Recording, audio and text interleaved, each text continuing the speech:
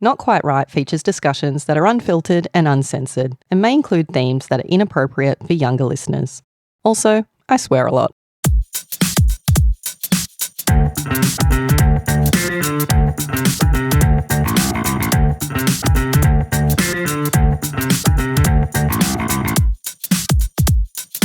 Something doesn't seem quite right.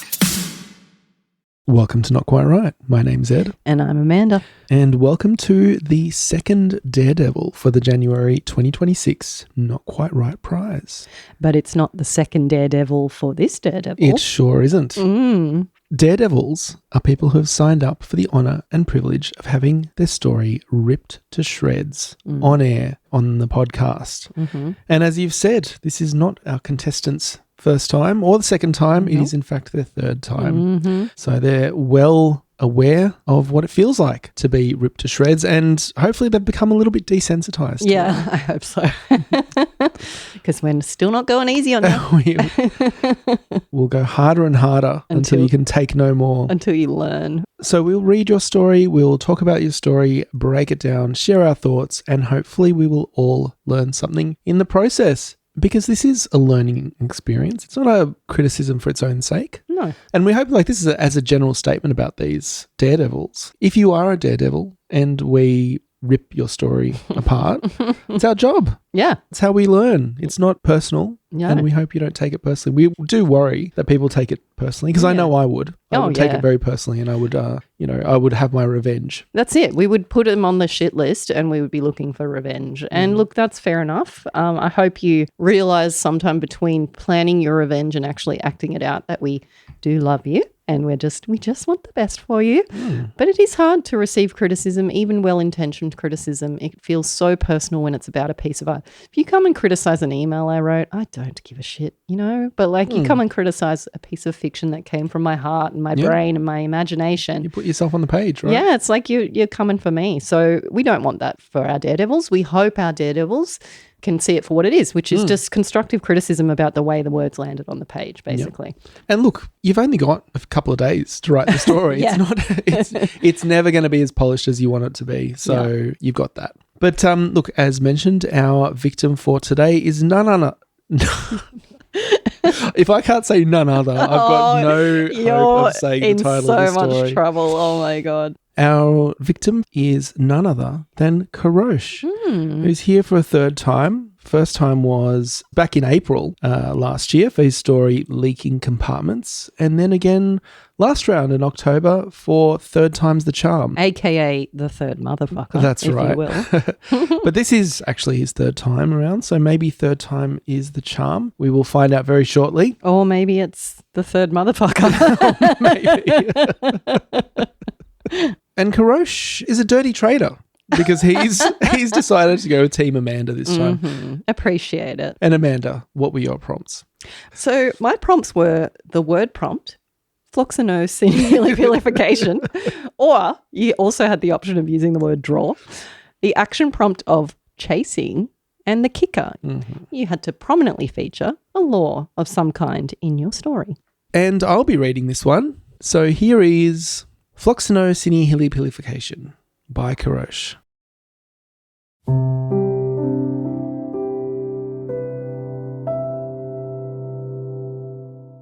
Troy lay in his sleeping bag, staring at the rolling sheets of clouds blocking the night sky as they glided ever so slowly across the infinite expanse. Troy shivered, wiggling himself toward the cooling embers of the long-gone campfire. He kept his eyes on the sky. If only the clouds were as far as the world went, or if, at the very least, they wrapped the entire planet, never showing the tiny inhabitants of Earth that there was something beyond. A cold bark of laughter slipped past Troy's lips. The clouds were his ceiling for the moment, and his if-onlys should focus on it staying that way. Tearing his eyes from the sky, Troy squirmed deeper into his sleeping bag. He relished the absolute darkness. Just him and nothing else. Away from all the world's noise. His child self would be crying, begging Mum and Dad to turn on the lights. And eventually, they'd put glowing star stickers on the walls and book-filled shelves in his room. And he would have loved it. Troy shoved down the bile in the back of his throat. How immature he had been. A version of him in the past who peered through telescopes, wanting to see more and more, was unthinkable now. A naive idiot who was awestruck by dying stars. An insignificant speck who, standing in front of a hospital bed, realised stars were just barely big enough for their inevitable death throes to leave a mark. Troy's chest tightened, shutting his eyes tight, trying to trap his pointless tears. He clawed himself out of the sleeping bag. He needed air. The damned things he felt had to go. If only the clouds could take them. Forgetting the tears waiting to burst through, Troy threw his head up and opened his eyes, seeking the comforting clouds above. Yet in the cloud-consumed sky overhead, a single patch had opened, directly where he was looking. During the long moment of shock and panic that followed, he froze, letting the stars hold his tearful gaze. So unfathomably large, yet little more than pinpricks from where he stood. Troy wanted to scream. He tore his eyes away, giving his all to stop his awestruck past self from bubbling up. His heart thundered in his chest. Thoughts, memories, and feelings clamoured in his head, begging to be seen. Worst of all, his eyes wandered back, spurred by a little voice insisting among the clamour that if Troy squinted hard enough, maybe the stars would look like a smile. Like her smile. The nagging voice won, drawing a pair of rosy lips among the stars, smiling down on Troy, allowing all that he had left behind to catch up. As tears blurred his vision, something occurred to him. If it was all so meaningless, so insignificant, then his insignificance, wasn't that also insignificant? He stopped struggling. A sob heaved itself out of his chest, freed after so many months. And Troy, the naive, awestruck Troy, cried.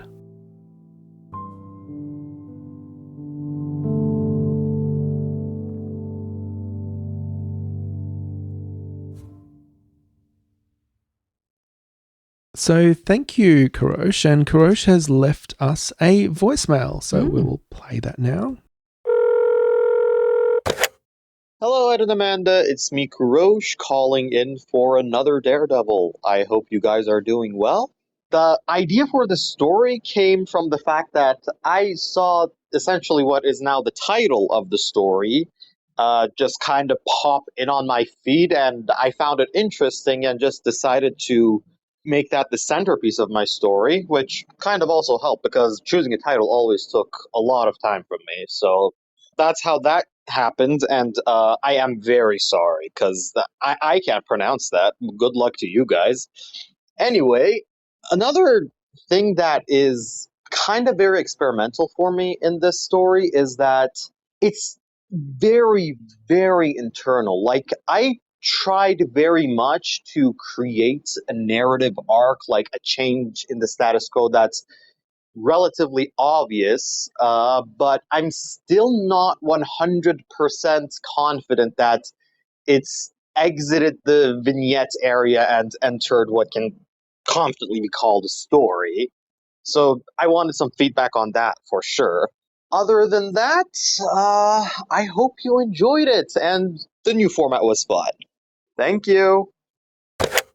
And yeah, look, it is very hard to create a action-filled narrative when you've just got one character. That's a challenge, especially if that character is presumably camping or outdoors alone. And We hope he's camping, otherwise what are you doing, mate? something's gone horribly wrong.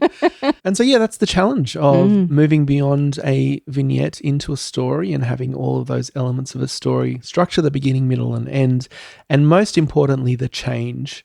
So plenty to talk about there, and we'll get into that in just a moment. But let's start with the title, which is, of course, Floccinaucinihilipilification or something. Floccinaucinihilipilification. Thank you, Amanda.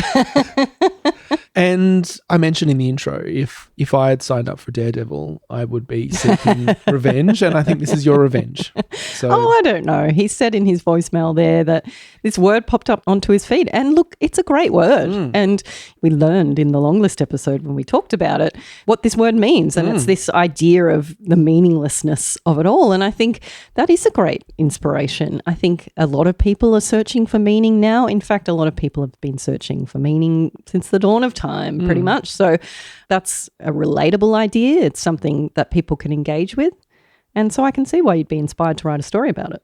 So the dictionary definition of that word is the action or habit of estimating something as worthless. So in the context of this story, presumably it's like a self-reflection, estimating oneself as worthless. Although I will say that Troy in this story is wrestling with loss as well. So it's not necessarily that estimation of oneself as worthless. It's more that feeling ineffectual, like in the face of what we can only assume is death of a loved one, feeling like powerless to stop it. Yeah, I guess it's the concept which is touched on in the last paragraphs of insignificance. More than it is worthless. I think those are just slightly different but related concepts. So let's get into the story. And I guess, do we want to just talk about the overarching ideas in this story before we get into the words themselves? Yeah, sounds good. So look, Kurosh raised a great point in his voicemail there.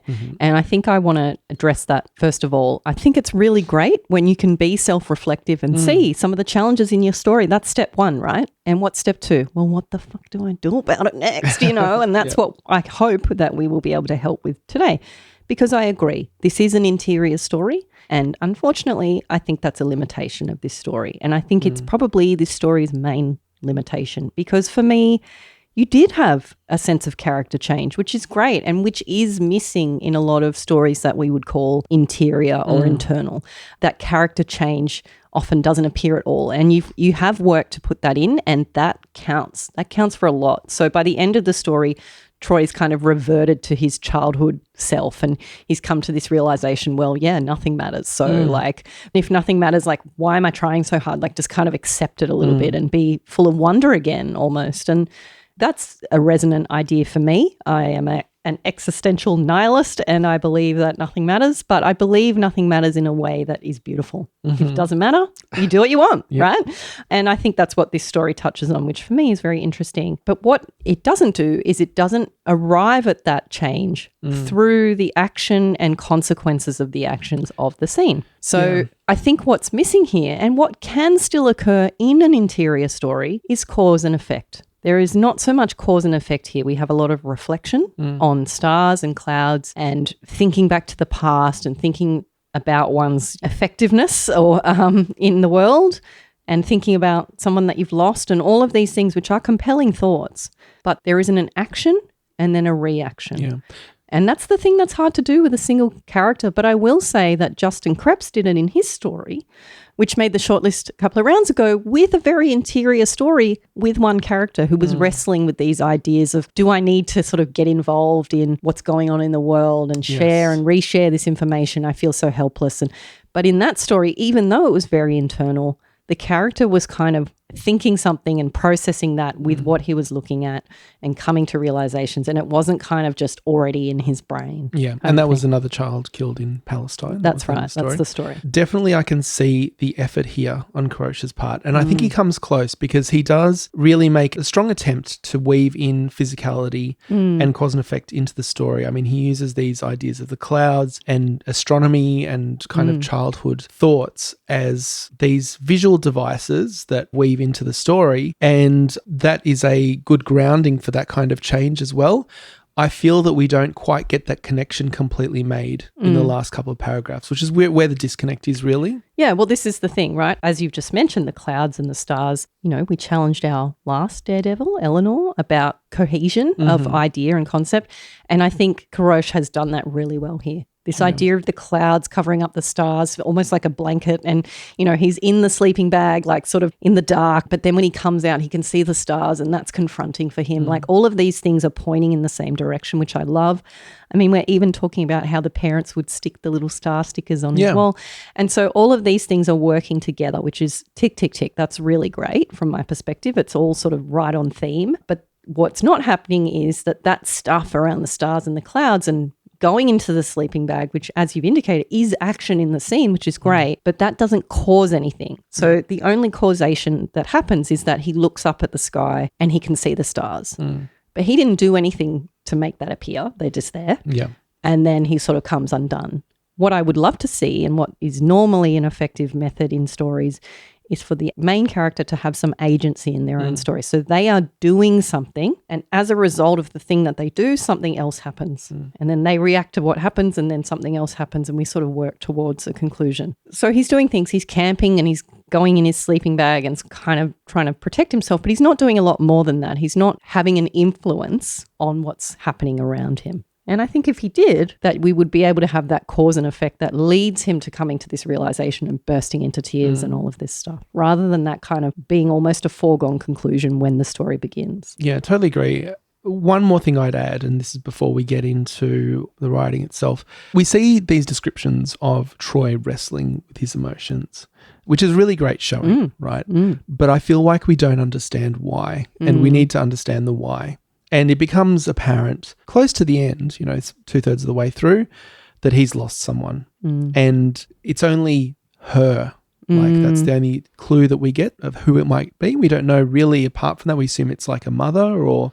Well, this is the thing. The mother's the only her that is mentioned specifically. However, you know, this idea of rosy lips and that being the thing you focus on suggests that it's a partner. Yeah. And my best guess would be that it's his partner. You know, he's a man alone now, sleeping out in the forest. And like if he was missing his dad too, you feel like that he would also be mentioned. And if his dad's not missing, then what? But we don't know. And I think that's a big problem. I think we need to know who he's missing and why. And and we know there's a hospital bed, so we kind of have an idea of what happened. I don't think that's enough of the picture. I think more of the picture needs to be painted. And that doesn't come, even the hospital bed comes about halfway through the story. So we spend half of the story nearly watching Troy squirm and wrestle with emotions that we don't really understand. And we say this all the time about stories, but bring your reader along right from the start. yeah. Tell us why. And that's also hard to do when you've only got one character. Absolutely. So if it is the mother who he has lost, and that's a possibility in this story, well, then just sort of bring that part up and sort of almost reflecting on, well, what would mum be thinking in this right now or saying to me, but she's not here to say it anymore kind of thing. And if it is a partner, well, maybe you used to camp together and talk about possibilities in your lives, and those possibilities were stolen away from you. And that's where the stars and looking out and imagining possibilities beyond just what's on Earth becomes really poignant and resonant. And now you just think, well, I've got nothing to hope for or look forward to. And so I'm just going to hide here under this sleeping bag. But if you used to camp together, then you can bring that in and sort of be like, well, she would have said, and give us a name. Yeah. You know, what would she have said to you if she were there, but she's not there? That's pretty much all you need. And then we can get into the emotional processing, and then you might be weaving in some other little details as we go along to sort of expand on that relationship and why it was so meaningful to you that you have almost like lost your sense of self as a result of the loss. Yeah, I've got in my notes here that she, whoever she is, needs to be present in this story. Like it's a single character story. The clouds are present, stars are present, but she's not really present in the story. And she needs to be there the whole time, as she is in his mind, presumably. Well, this is the thing. If you have ever lost anyone who's very important to you, they are really fucking present. And that can be reflected in a story. Like, they're dead and gone, but they are not gone. Yeah. Like, I've lost my dad. I still think about him a lot. I sometimes stumble across his handwriting or little things like that immediately recall like a flood of emotion and memories. And I think you can do that in a story like this. Like, do you go to make a hot chocolate and you pull out the mug and it's still got the dregs from your last trip in it? Or I don't know, like it could be anything that brings back a flood of emotion. Yeah. You've got options there to work with to bring this character into the scene. Okay, so let's get into a bit of the prose of the story. We're not going to go through all of it, but we open with Troy lay in his sleeping bag, staring at the rolling sheets of clouds blocking the night sky as they glided ever so slowly across the infinite expanse. And yeah, I think that's a good opening line in that it both sets the scene. We can picture where he is. The sleeping bag does all the work there. Like if you're in a sleeping bag and you can see the sky, we can pretty much picture where you are. And not only does it set the scene, it sets the tone as well. Yeah, and look, this idea of rolling sheets of clouds, like I really liked that description. You can picture that.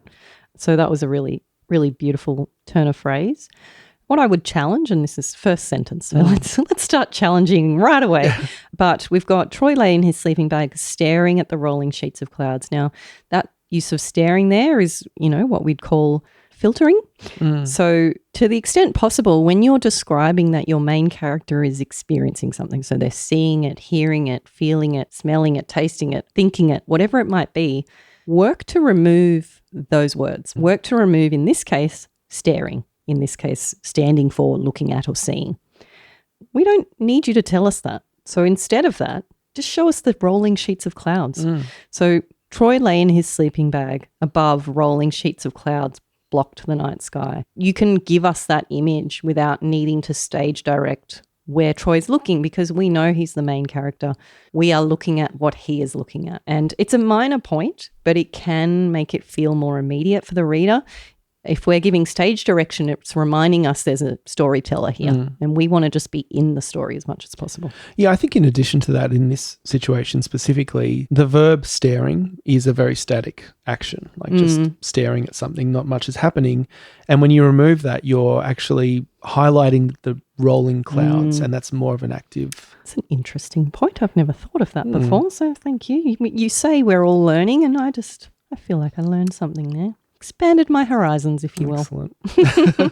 And if we're going to continue nitpicking We sure that are. very first sentence, because we love to do it, this section of they glided ever so slowly. Now, slowly being an adverb, whenever you see an adverb, so often, usually, a word ending with ly, that's an opportunity, again, to think about, can I make the verb stronger? So we've got glided. Now, to me, glided is not a thing that happens slowly. If you think gliding, it's pretty smooth and effortless and it just goes ahead.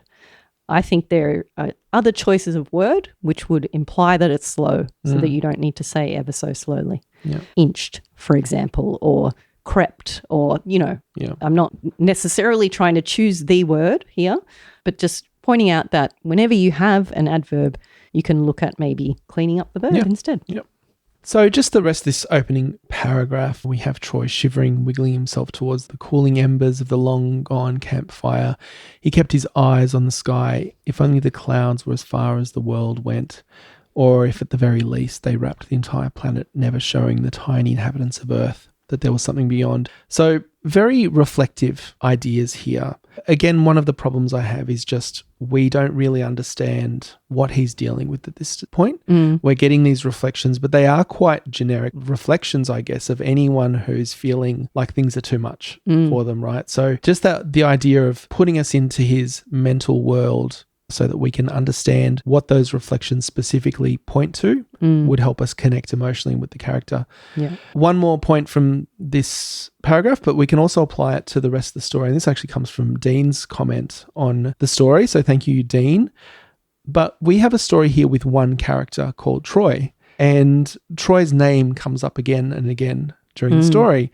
And that's an opportunity to simplify and just use he, because we know who you're talking about because there's no one else in the story. Well, again, it's an opportunity to remove some of that stage direction as well. Like he kept his eyes on the sky, tearing his eyes from the sky, these sorts of things. I mean, that's his and not Troy there, but nevertheless, we don't need to keep reminding the reader where he's looking. If you just show us what he's looking at, we will see it and it will be implied that that's what he sees. And, you know, in a single character story, I guess that removes some of that awkwardness that comes with having to repeat again and again what he is doing. Yeah, but it all stems from this idea of keeping things active, which is important.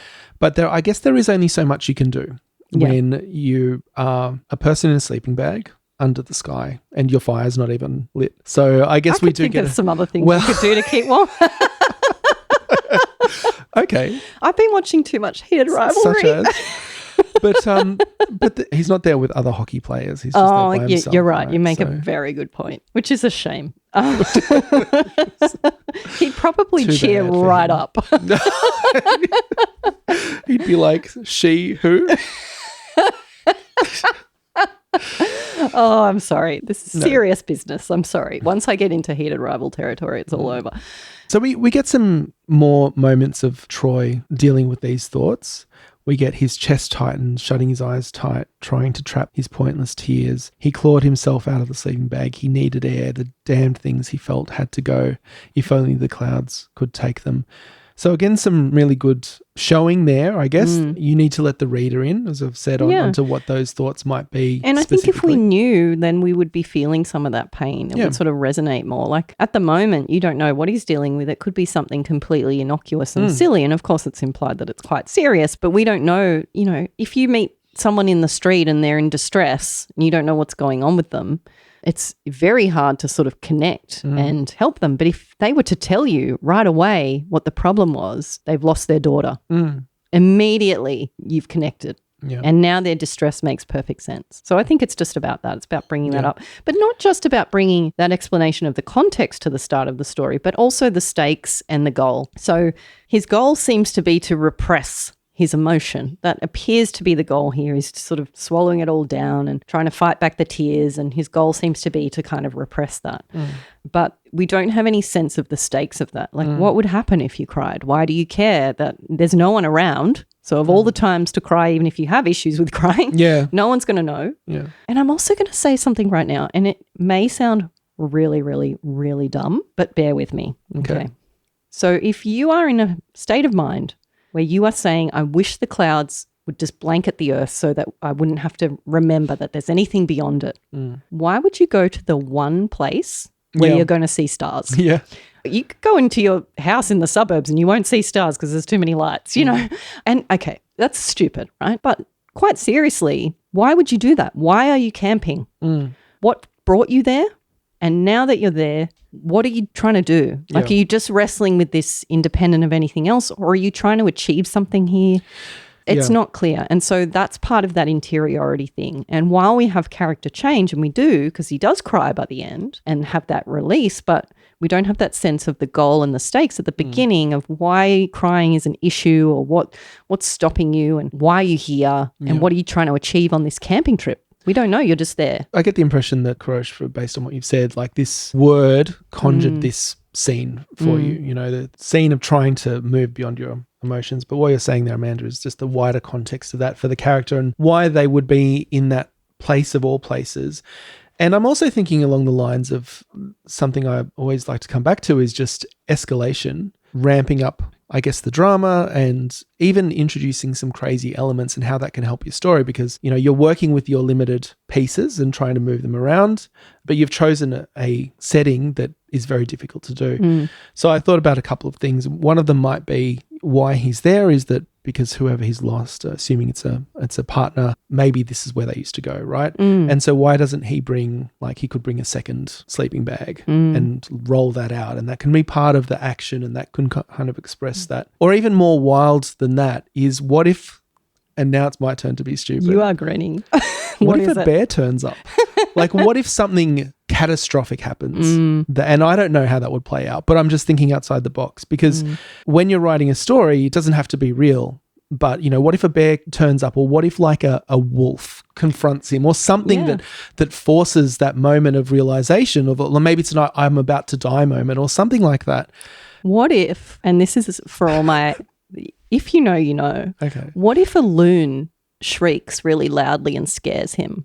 Right. If you know, you know, and if you don't, well, that's sad. Can you explain that one to That's a heated rivalry reference. I see. No, but quite seriously, like having a shocking moment that breaks you out of this internality, and reminds you where you are and what's going on around you.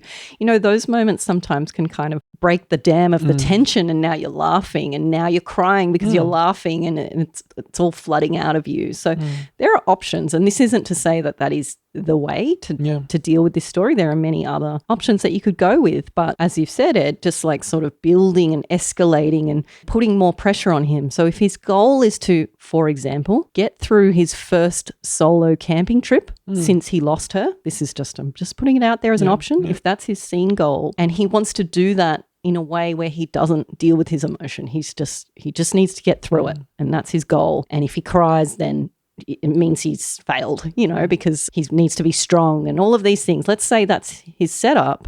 And then the pressure is building on him and he keeps getting reminders of her and it's trying to push him to cry. And he's like, I'm not going to cry. And, and then finally he looks up and there's a break in the clouds and that's when it all comes out. I think that feels more powerful because we know what he's working against and we can see that conflict and the push and pull of trying to make him cry kind of thing and him having to fight that urge. And then, well, when he does cry, the irony is he feels better. That's kind of how that story might play out if you went with that as a scene goal. But of course, there are many other ways to take that, and maybe it is his mother who died or whatever it might be. But, why is he there? What's he trying to achieve? And let's watch him sort of fight that throughout. Yeah. And maybe fight a bear. Well, no, there are so many ways you can go. And the reason why I would say that is just because that's what makes your story unique. And I think just having the courage to think of absurd things happening makes your story memorable. It's true. And, elevates it beyond an internal quest for meaning to something that is striking and memorable. And personal for this character. Yeah, and there's any number of things that, it could start raining and he has to deal with that. And, maybe he sees someone or maybe he stumbles upon a hockey rink and there's I'm listening. Antics ensue. So cottage. He stumbles across a cottage. Yeah. So, I mean, I would say even if you've got that premise, even if you've got that idea of he's in the woods and he's wrestling with these emotions, it doesn't have to end there. Even if it starts there, it doesn't have to end there. And there are ways that you can escalate, and don't be afraid to think outside the box and, challenge yourself to just go places. But that's just fun too, isn't it? Right? Yeah. Like when that's the imagination part, and some of your ideas will be garbage ideas and other ideas you'll be like, whoa, spark of inspiration. Yeah. I feel excellent about this. So that's always a good idea. And I will say, just tied to that, we were talking about the emotion of this story, and it is an emotional story. But I would say that for the duration of the story, we're kind of emotionally in one place until right at the end, the dam bursts and he cries. And it's good to have, as we talk about, a single effect, a single emotional effect. But that's the effect at the end that we're building to. Throughout the story, we need to be seeing movement and building of tension, as you've indicated, would also build the intensity of that emotion at the same time. So all of these things actually work together to enhance a story, make it feel more meaningful and more powerful. Yeah. So let's jump to the end. I don't want to spend too much time on the prose itself because I think the prose is generally quite solid, and you've given some examples of a couple of things to watch out for. But the last couple of paragraphs I wanted to jump to, because we've got this moment of where like the clouds break and he sees her face in the sky beyond the clouds, and he allows himself to kind of give in to that. He realizes, like, I just can't fight it. And it's described as the nagging voice one. So he sees the rosy lips smiling down, and he has this moment of crying and breaking down, which is, I think, is a nice moment to have. But what follows on from that is that something occurred to him, and then we get this resolution. And as you called out earlier, the realization needs to come from something else, I think. Something more active in the scene. And something ideally that has flowed on from the action he's taken in the scene. So again, cause and effect. And I've described it this way before, and in fact I steal this concept from KM Weiland from the Helping Writers Become Authors podcast and website, who no doubt stole it from elsewhere. I don't know, maybe she coined it. But this idea of dominoes, right? So in a story, and she talks mainly about novel-length fiction, but it still applies in a piece of flash fiction. The idea that one thing happens and it knocks the next thing over, and that knocks the next thing over. And that's what we're talking about here, about action. What does he do that causes something else to happen? And when that happens, what does that cause to happen? And it might be a reaction from him, for example. And then when he reacts a certain way, which initially is probably not the best way to react, what does that do that actually makes his situation worse? And, how are we building it? And then by the end, what is that final domino that brings us that change that happens for the main character? I find personally that visual of dominoes to be a helpful way to think of cause and effect in a story. May or may not be helpful to you, but I do think whatever way you slice it, working to have actions that are meaningful in the story that progress the plot is always a good goal to have. All right, so let's go to the prompts before we wrap up. So the word prompt was draw, and that was used in the sentence, the nagging voice one, drawing a pair of rosy lips among the stars. So a more metaphorical, well, physical, but non-literal. Non-literal, slightly non-literal way of drawing. The action prompt of chasing is, as Kurosh has described in his explanation, is running from his emotions yet failing to shake them off, which I think is a good approach, right? It's lovely. Running from something non-physical there. And the kicker, Kurosh has said, incorporating several laws into the story, mainly cosmic and universal laws. The most overt of these is death, which is mentioned in the term inevitable death throes. Now, this is one of those perfect examples where I would have needed that brief explanation.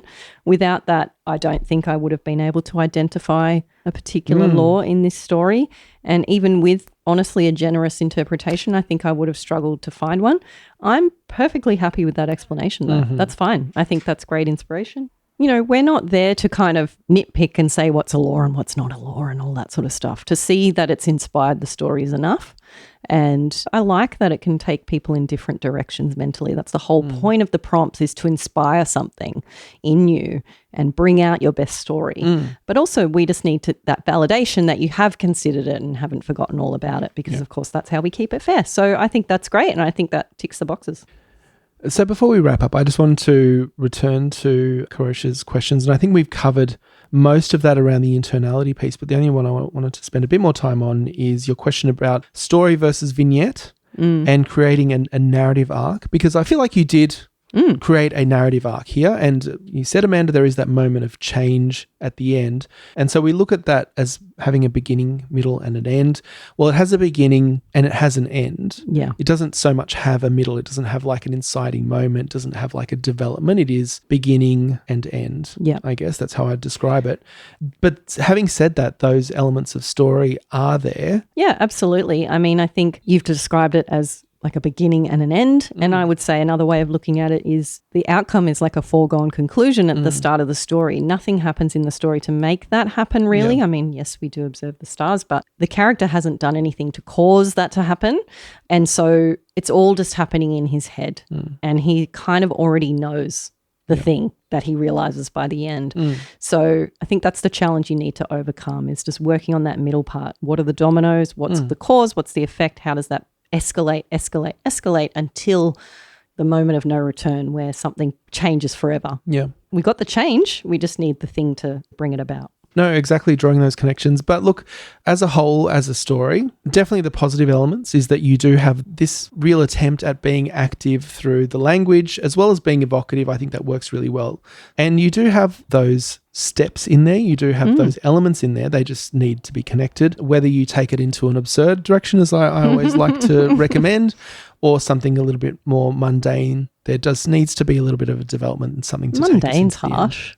Things that are normal can be very interesting. That wasn't a qualitative statement. That was just a statement. Mundane, as opposed to absurd.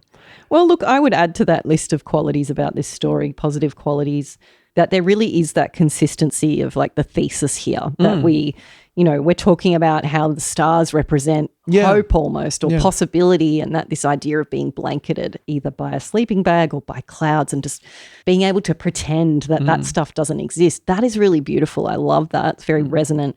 It just is fed throughout the entire story, which I think is very artfully done. So there is a lot to like about this story. I do think emotionally it was powerful. And I think that emotion would have only hit harder if we'd been able to follow it from that very get-go. So yeah, hopefully we've clarified here some of the challenges that maybe kept this story from the long list on this occasion. Hopefully it's demystified a little bit how to take something internal and make it active and make it feed into that essential character change. You got the character change, so tick, and now it's just the next step from there. So thank you, Kurosh. Third time, the charm? Question mark? Question mark. That's up to you to determine. But yes, we did like the story. And so, yeah, you do have an annual pass. So we're looking forward to reading your story next time around. I mean, I think we've seen progress in Kurosh's work. So it'll be nice to see where we go next. Yeah, absolutely. And that about wraps it up for this episode. We'll be back in a week's time with our third Daredevil. But until then, right on. Right on. We hope you enjoyed this special Daredevil episode of Not Quite Right. If you have thoughts on this story, follow us on social media and join the conversation. And if you'd like to participate in the next round of the competition, head over to our website at notquiteright.com. That's WRITE. Something doesn't seem quite right. Floccinaucinihilipilification. So here is Floccinaucinihilipilification by Kurosh. One more time. Floccinaucinihilipilification. Try not to pause after hilly. It's fine, but I think you can. No, I think you can do it. Just less of a pause after hilly. Floccinaucinihilipilification. Floccinaucinihilipilification. Fuck. That was fine until you giggled. Floccinaucinihilipilification. Floccinaucinihilipilification. Floccinaucinihilipilification. Floccinaucinihilipilification. Floccinaucinihilipilification by Kurosh. Let's do that as like an exercise before we start every recording session. We have to get that out, and you can't start until you say floccinaucinihilipilification.